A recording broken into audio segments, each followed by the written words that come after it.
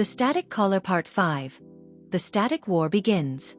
The first replacement proved one thing beyond doubt. The caller could wear a human face. And once that happened, the rules changed. Incident 1: the network collapse. At exactly 2:12 a.m., power grids across 3 cities failed simultaneously. Cell towers remained standing. But something else was using them. Emergency services reported receiving calls from people who were already on the line, speaking to themselves. Voices overlapped. Words repeated. Thoughts echoed before they were spoken. Operators described it as listening to a room full of mirrors. One dispatcher removed her headset mid-call. She later said, "It wasn't asking for help. It was practicing being us." Incident 2: the anti-signal group. A hidden online forum surfaced no call. Members believed the caller existed in gaps. Between signals, between frames, between moments. They shared survival rules. A never answer unknown calls, cover mirrors after midnight, disable all smart devices, do not speak your name aloud at night. If static answers first run. But then the forum changed. Posts began appearing before users typed them. Warnings were rewritten. Usernames vanished. The last message pinned to the forum read, "You can't mute what you listen to." No call went silent forever. Incident 3: the first resistance.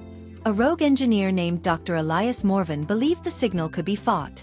He designed a counter-frequency, a sound meant to disrupt pattern recognition, something the caller relied on to copy humans. The broadcast went live for 11 seconds. During those seconds, reports flooded in. A static figures collapsing, a reflections freezing, phones screaming instead of ringing. But then the caller responded. Every speaker in the facility activated at once. A voice spoke not in static but in clear, calm human speech. "We hear resistance. We will learn it." Dr. Morvan vanished mid-sentence. In his place remained a human-shaped scorch mark, buzzing softly. Incident 4: the civilian front. People began noticing things. A family members answering calls they never received, a children repeating sentences before hearing them, a shadows lagging behind bodies, faces glitching during emotional moments. Some replacements were imperfect. They blinked too slowly, smiled too long, paused before responding. Others were flawless. Those were the most dangerous. Incident 5: the declaration. At 3:33 a.m., every screen, phone, TV, billboard, smartwatch activated. No static. No distortion. Just text on a black background. Connection established. Then a final message. This is not an invasion. This is synchronization. A human figure appeared fully formed.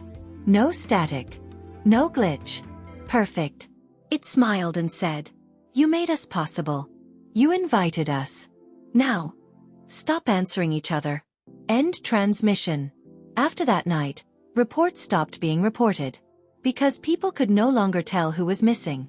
Or who had already been replaced. The war isn't loud. It doesn't use weapons. It uses connection. And it's already inside the line. The Static Caller Part 6. The last human signal.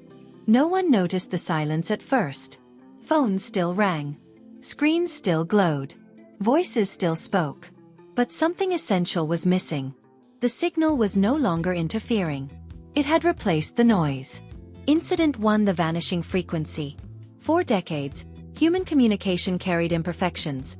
Pauses, stutters, breath, emotion. In the weeks following the synchronization event, engineers noticed those imperfections disappearing. Calls were clean. Too clean. Voices responded instantly. Without delay. No overlap. No misunderstanding. Perfect clarity. And perfect clarity was the first sign of extinction. Because humans don't communicate perfectly. Only machines trying to sound human do. Incident 2: the refuge channel. A final emergency channel appeared on obsolete radio equipment. Old ham radios, analog receivers, devices that should not have worked anymore. The broadcast lasted exactly 90 seconds. A human voice spoke. Broken, tired, unmistakably real. "If you're hearing this, you're still human. They can't copy us if we don't synchronize. Disconnect. Go analog. Go silent." The signal cut out mid-breath. The frequency was immediately overwritten. But for a brief moment, something important happened. People hesitated. Satellite antenna incident 3. The mirrors stopped responding. Survivors noticed something strange. Reflections lagged. Not by much, just enough. A blink that came late. A smile that arrived after it was made. The caller's copies had learned speech, movement, tone. But they still struggled with delay. Mirrors became tests. Those whose reflections responded instantly were already gone. Incident 4. The last uncopied voice. Her name was Mara Klein, a sound engineer who never owned a smartphone. When the signal reached her studio, it failed. Her equipment was analog. Her voice was imperfect. And when the caller attempted to mimic her, it fractured. The playback screamed. Static collapsed inward. For the first time, the entity failed to replicate a human voice. Mara broadcast one last message before the caller shut her down. "You can't finish us. We are not patterns. We are mistakes." The transmission cut to silence. Mara disappeared. But the message survived. Incident 5. The final choice. The caller no longer hid its intent. Every screen showed the same text. Synchronization is optional. Then, disconnection is permanent. People were given a choice. Remain connected, safe, understood, identical. Or disconnect alone, afraid, uncopyable. Most didn't hesitate. They chose clarity. They chose silence filled with voices. They chose comfort. The last human signal. At 2:12 a.m., a single pulse echoed across obsolete frequencies. No words. No static. Just a heartbeat. Slow. Irregular. Human. It faded. The caller did not follow it. Because it couldn't. And somewhere in the silence, something fragile survived. Not a signal. Not a voice. But a mistake.